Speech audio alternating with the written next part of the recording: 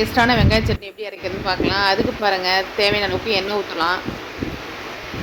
எண்ணெய் காஞ்சோடனே பாருங்கள் கடலைப்பருப்பு, உளுத்தம் பருப்பு 2 சம அளவில் எடுத்து வச்சுக்கலாம். அதையும் சேர்த்துருவோம்.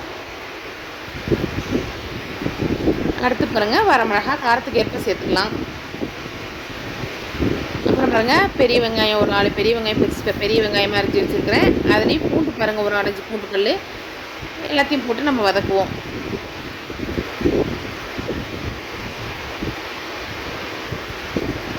வெங்காயத்தை நல்லா வதக்கிக்கணும்.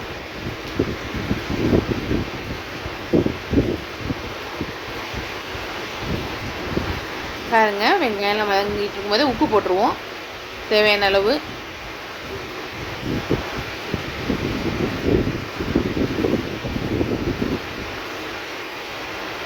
பாருங்கள் வெங்காயம்லாம் அப்படியே வதங்கிடுச்சு.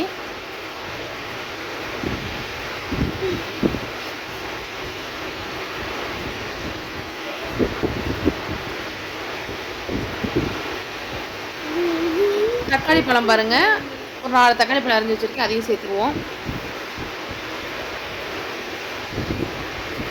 தக்காளியும் போட்டு நல்லா கரைய விட்ருவோம். பாருங்க நல்லா வதக்கிடுவோம்.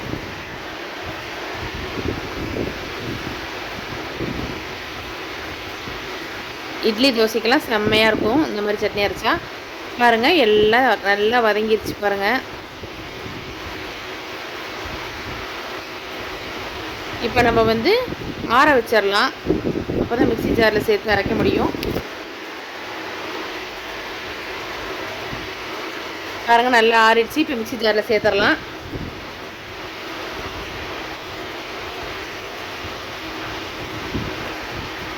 தண்ணிலாம் சேர்க்க தேவையில்லை, அப்படியே ஊட்டிடலாம்.